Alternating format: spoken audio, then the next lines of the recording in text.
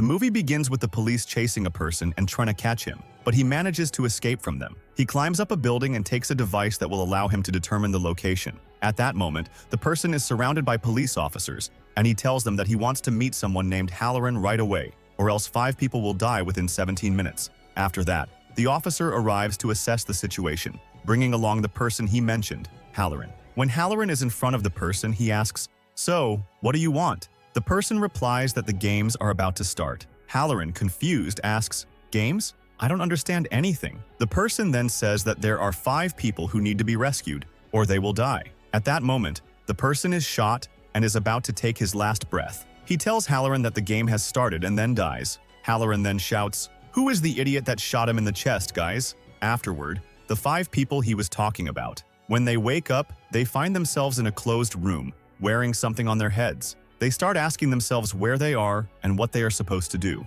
After that, they begin to be pulled toward a metal object that would cut them if they get too close. They try to move away from it but are unable to. At that moment, they hear a voice telling them, "Of course, each of you will start denying all the things you've done because of the situation you're in now. To free yourselves, you need to tell the truth instead of the lies you've been living with." The voice then tells them, "If you want to get out of this room, you need to offer your blood." They continue to be pulled by the rope and try to move away but are still unable to. One woman steps forward towards the saw and cuts her hand. The device on her head is then removed. The others follow her lead, cut themselves, and the devices are removed from their heads as well, except for one person who had fainted from the situation. When he wakes up, the woman urges him to cut himself, but he doesn't listen, and the saw cuts him up, leaving only 4 people. They then descend into another room, still unaware of where they are. At this point, we return to the person the police were chasing that they have taken him to the hospital. The doctor tells them that his treatment will take some time. The officer then asks Halloran why Edgar specifically requested him by name. Halloran responds that he had put Edgar in prison twice before for crimes he had committed. At that time, the person the police were chasing is taken to the hospital. The doctor tells them that his treatment will take some time. The officer then asks Halloran why Edgar specifically requested him by name. Halloran responds that he had put Edgar in prison twice before for crimes he had committed. After that, the doctor tells them, "I'm sorry, but the chances of Edgar waking up are very difficult because the bullet is close to his heart." We then return to the 4 people who are discussing that they need to tell the truth to escape their situation. We learn that one of them, Carly, is the most anxious among them. She tells the others that if their situation is just a game, it might pass. The other girl responds by explaining that if it is a game, they might be able to win and get out of there. At that time, a girl who wakes up every morning to run in the city. While running, she notices people standing and staring at something with curiosity. When she turns her head, she sees a person hanging from the bridge, dead. She then screams in shock. At this point, Halloran approaches a man who is playing with his daughter and says, "Come with me, I need you." The hospital, where they are trying to identify the deceased man. They attempt to remove the device from his head,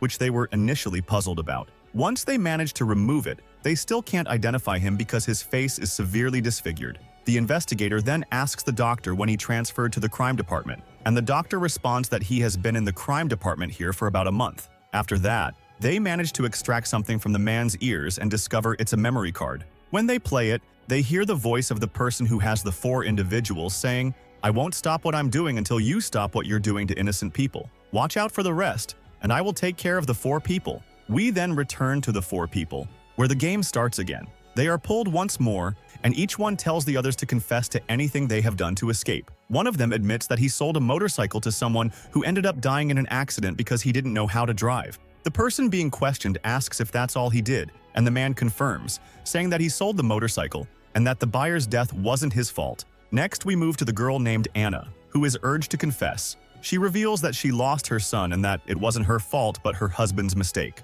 However, the police ended up arresting her husband. When asked if this is her confession or if she wants a family court, she says that's all that happened. When they turn to Carly, one of them plays a tape, which causes the chain that was pulling them to stop. They then play the tape, which says, "Congratulations on what you've done, but look, one of you used to steal bags from people and has been injected with a poisoned needle. Now you have 3 syringes, one with an antidote that will help you pass this stage, one with acid that will cause a painful death, and one with poison that will kill instantly. Choose wisely." At that moment, each person denies ever stealing bags, unwilling to confess to something they didn't do. They all search their bodies for signs of an injection except Carly, who is the only one left to tell the truth. The man takes the 3 syringes and tells Carly to choose one so they can pass the stage. Carly, unsure, tells him to choose any, saying she doesn't know what to do. Anna says she must say what she did to save them and herself. Carly admits that she used to steal bags from people but insists that no one died because of it. The man doesn't believe her and continues to insist she's lying and must confess before he injects them all with the syringes. Carly then admits that someone did die because of her actions. The man tells her to choose the antidote or he will inject all 3 syringes into her. He asks her to identify which number corresponds to the antidote. Carly responds that the number might be 3.55, which she explains is the number that represents life for her. We then return to see Carly actually picking up the amount of money from the ground, with a woman lying on the ground in front of her. Carly stands there watching her. The chains continue to pull them upward, and they urge Carly to choose quickly or they will die because of her. Carly still refuses to choose. Eventually, the man injects Carly with all 3 syringes. The chains then release, and they all fall to the ground, with Carly dying in the process. They then examine the syringes and realize that the numbers written on them must correspond to the codes for unlocking the door. We then return to the doctor, who tells Halloran and the investigator about a man named Malcolm Neal, whose wife was killed in front of him 5 years ago. Halloran explains that Malcolm's wife was indeed killed, but it was because of him. Malcolm had a gambling problem, and when he lost,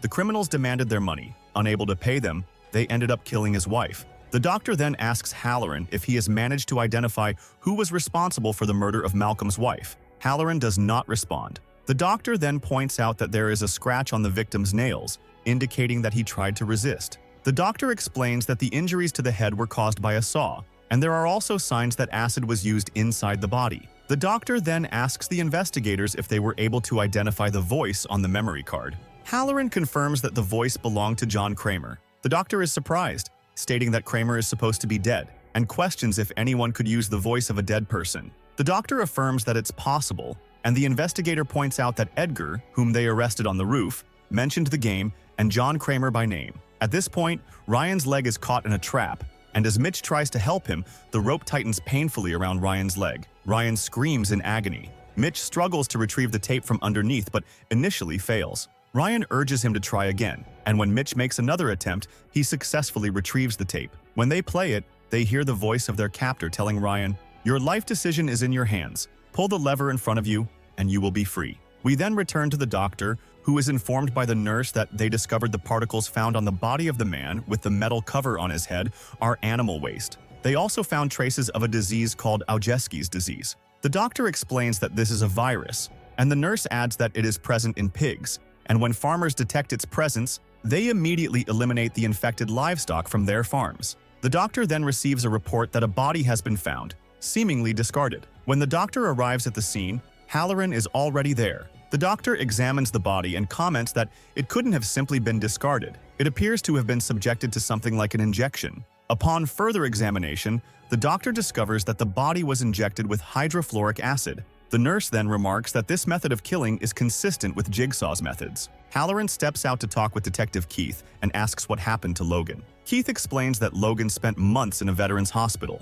Halloran questions if Logan might have gone crazy, but Keith dismisses the idea, stating, "No, man, he was one of us and worked with us." We then return to Anna and Mitch, who enter a place looking for any exit to escape. They find a remote hanging from the ceiling. Mitch tries to reach it but fails, so he tells Anna he will lift her to grab it. When she manages to get the remote, 2 screens turn on, one in their location and one where Ryan is. At that moment, a person wearing a mask appears on the screen and tells them, "It's time to face the truth because no matter how much you've lied to others, you can't lie to yourselves when your lives are at risk." The door then closes on them, and the masked person informs them that Ryan is the only one who can save them by pulling the lever beneath him. Grain starts pouring in from all sides, threatening to bury Mitch and Anna. They call out to Ryan to save them, but Ryan insists he can't move because of his leg. Halloran then goes to the nurse and asks, "What's the matter?" The nurse, puzzled, asks what he means. Halloran clarifies, "Where were you when Malcolm Neal was killed?" The nurse responds that she was at home alone.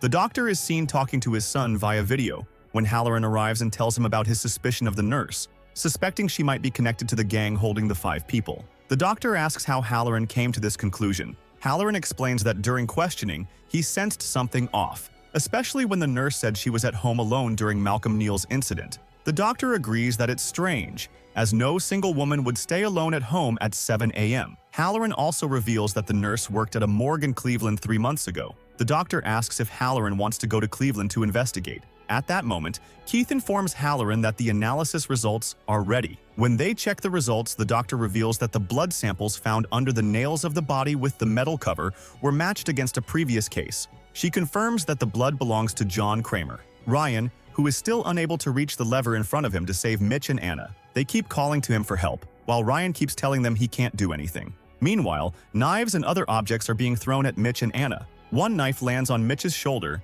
and he pulls it out, while Anna ends up with 3 small needles stuck in her hands. Eventually, Ryan manages to grab the lever and pull it, but in the process, his leg is severed. We see Keith leaving the police station, where journalists are waiting to ask him if John Kramer is indeed responsible for all the events. Keith, however, chooses not to respond to their questions. At that moment, Logan talks to Eleanor, telling her that if she is hiding anything or knows something about John Kramer, she should tell him because he feels that Halloran wants to frame him, and he wants to know the truth. After Eleanor is convinced by Logan's claim that Halloran wants to imprison him again, she agrees and tells him to follow her so she can show him something. Eleanor takes Logan to a place where he discovers that she has created a setup similar to the ones used by John Kramer. The police have not yet been able to locate this place. Logan is surprised that Eleanor managed to build a device similar to Kramer's, which took Kramer a significant amount of time to develop. Eleanor explains that she also took a considerable amount of time to build it, but it turned out as it is now. Meanwhile, neither of them realizes that Detective Keith has been watching them,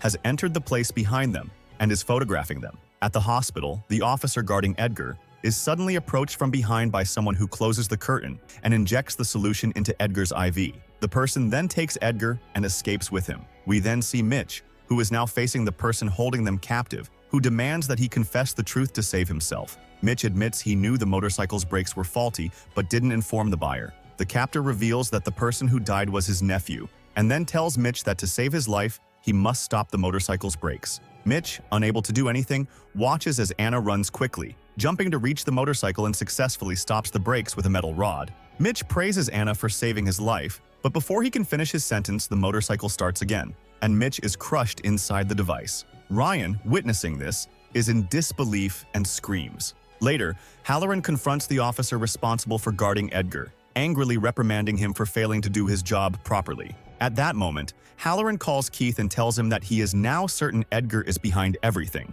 However, when Keith goes to open John Kramer's coffin, they find Edgar's body inside. Keith then tells Halloran that they can no longer suspect Edgar and will need to look for someone else. After that, Halloran and Keith go to the place where Logan and Eleanor were. They enter and search for evidence. Halloran opens a room and finds Mitch's body there. Halloran then notes that only 2 of the 5 people Edgar mentioned are missing. Next, Keith goes to arrest Logan. Logan asks why, and Keith tells him that he saw Logan and Eleanor in the torture chamber and that Logan is suspected of kidnapping 5 people and killing 3 of them. Logan denies it, suggesting that Halloran might be behind it. He points out that Halloran ordered the soldiers to disable Edgar's control device and shot Edgar himself. Keith considers this, but asks for evidence and reasons why Halloran would do such a thing. Logan explains that Halloran had been implicated in similar cases before, but managed to clear himself. He proposes that they check if the bullet that hit Edgar matches Halloran's gun. The next day, Logan and Keith examine the bullet, and Logan confirms that it came from Halloran's gun. Keith decides they need to put Halloran under surveillance. Later, Eleanor approaches Logan, proposing that they search for John Kramer to save the people he's kidnapped. Logan doubts their ability to handle Kramer, believing he's too powerful for them. Eleanor insists they can still try, and they set out together. As they leave, Halloran is seen driving his car and begins to follow them. When Anna tries to escape the room she's trapped in, a man suddenly appears and hits her on the head. When she regains consciousness, she finds herself face to face with a man she recognizes as John Kramer. Here's the translation. John Kramer then says to Ryan, "Congratulations, you managed to pass your test." Ryan asks, "Did I do something to deserve all this?" John responds, "Remember when you were in the car with your friends, arguing with them, and then you threw yourself out of the car, causing 2 of your friends to die?" Ryan insists, "It wasn't my fault, and I didn't do anything to them." Then Anna tells John Kramer, "You know me, so I'm telling you I didn't do anything." John replies, "Throughout your life, you've been arguing with your husband, and when you had a baby, you couldn't handle the crying and ended up choking him. You blamed your husband for the baby's death, had him committed to a mental hospital, and he later committed suicide there after choking himself." At this point, Logan and Eleanor are still searching for the farm where John Kramer is located. Then, we return to Ryan, who tells John Kramer that he is willing to do anything if he can just leave. John Kramer responds that there are still many more games to play, but they just need to be patient. Logan, who is suddenly attacked from behind by Halloran. Logan is unable to defend himself, and Eleanor rushes in quickly to prevent Halloran from killing him. At that moment, Anna picks up the weapon despite Ryan's warnings not to touch anything, as they don't know what might happen next. She tells Ryan that she will kill him to save herself. Ryan tries to stop her, saying he doesn't want to die, but Anna fires the weapon. Unfortunately, the shot hits Anna instead, leaving only Ryan remaining. Halloran discovers a syringe in his back and falls to the ground. When he regains consciousness, he finds Logan in front of him, with both of them restrained by a device around their necks. John Kramer tells them they need to confess to their actions.